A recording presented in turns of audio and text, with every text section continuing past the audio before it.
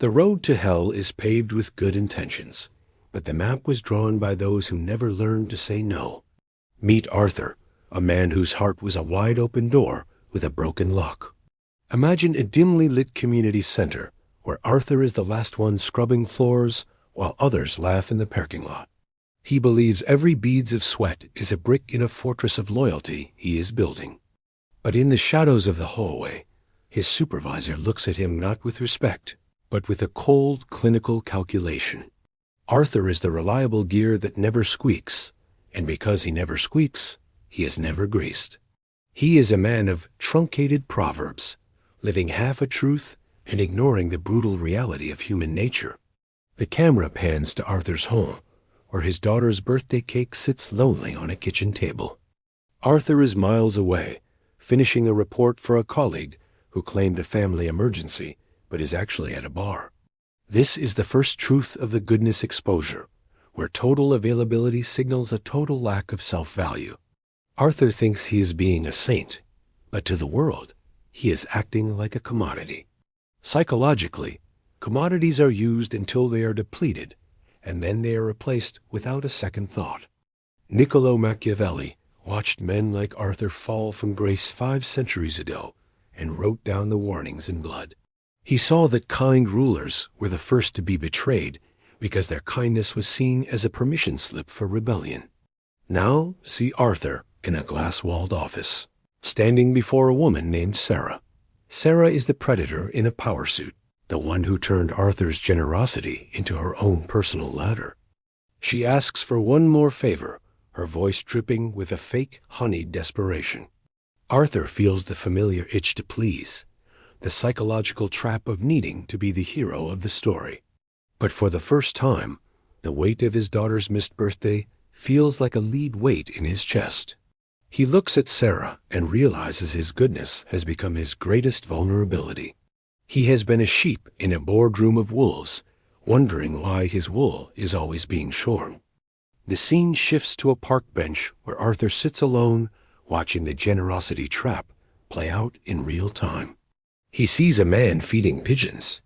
At first, the birds are grateful, but soon they are pecking at his shoes in anger. The moment the seeds run out, the birds fly away, leaving the man alone in the dust. Arthur realizes he is the man with the empty bag, and his friends are the birds waiting for the next handout. This is the hedonic adaptation of the soul, where your sacrifice becomes their basic expectation. When you give 100 times, the 101st time isn't a gift. It is a debt they believe you owe them. Arthur decides to change the script of his life, moving from blind goodness to strategic virtue. He returns to the office, his posture straighter, his eyes no longer searching for approval. When Sarah approaches him again, the air in the room seems to chill. He doesn't offer a smile. He offers a boundary. He tells her no with the finality of a closing coffin lid. The mask of Sarah's politeness shatters instantly, revealing the entitlement underneath. She calls him selfish. She calls him a traitor, proving that she never loved his heart, only his utility. Arthur realizes that his intentions never mattered to her, only the results he provided for her gain. He begins to understand the economics of power, the math of his own finite life force. Every yes to a parasite was a no to his own soul and his own family. He starts to put his own oxygen mask on first, breathing in the cold air of self-preservation. He learns that the mask of virtue is a tool, not a cage. He begins to help only those who have the capacity to respect the gift.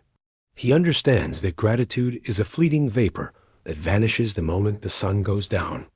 He stops looking for thank you and starts looking for leverage. This isn't about becoming a villain. It is about becoming a shepherd. A shepherd loves the flock, but he carries a staff to break the ribs of the wolf. Arthur watches his daughter blow out candles on a different night, his phone turned off and face down. He is no longer a doormat. He is a pillar. People at work start to whisper that Arthur has changed, that he has grown cold. But in reality, he has simply grown expensive, and only those with value can afford his time. He has mastered the shocking cost of goodness by refusing to pay it anymore. He understands that a no today is the only thing that makes his yes valuable tomorrow. He watches the sunset from his porch, no longer exhausted by the weight of other people's luggage. He has learned the hidden truth that Machiavelli whispered to the ages. If you cannot be both loved and feared, it is much safer to be respected. Arthur's legacy won't be a pile of discarded favors, but a life built on his own terms. He has survived the world of wolves by refusing to play the part of the sheep. He has transformed his weakness into a weapon of focused, strategic impact. The story of Arthur is the story of every person who finally realized their goodness was a chain. Break the chain, and you finally find the power to move the world. Real goodness requires a spine of steel, not a heart of glass. You cannot pour from an empty cup, and you cannot lead from a bent knee. Arthur is finally free because he stopped trying to be everyone's savior. The screen fades to a deep, contemplative blue, reflecting the depth of a mind reclaimed. The cost of your goodness shouldn't be your sanity. The cost of your kindness shouldn't be your soul. Take back your resources, take back your time, and take back your life. Become the master of your own strategic virtue. The wolves will always be there, but they don't attack the ones who know how to bite back. Arthur's journey ends not with a whimper of fatigue, but a roar of self-command. Every line of this story is a mirror for those who give too much. Look in the mirror and decide if you like the person who is being used. If you don't, then it is time to change the reflection. Stop being the fuel for other people's fires while you freeze in the dark. Light your own torch first. Build your own fortress first. Then, and only then, decide who is worthy of entering the gates. This is the hidden path to a life of true consequence. Arthur is now a man of weight, a man of substance, a man of power. He is no longer a ghost in his own life. He is the author of his own chapters. The pen is in your hand now. What will you write? Will you write a tragedy of exhaustion? Or will you write a masterpiece of strategic strength? The choice is the only thing that truly belongs to you. Don't give it away for free. Don't sell it for a thank you that won't last until morning. Be good, yes, but be good with a purpose. Be kind, yes, but be kind with a boundary. Be the shepherd, never the sheep. This is the core philosophy of a mind that has truly woken up.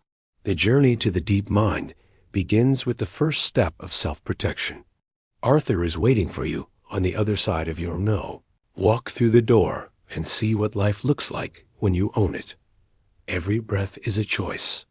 Every choice is a statement of power. Make your statement loud and clear. For more deep insights into the psychology of power and the hidden truths of the human mind, subscribe to Deep Mind Portal.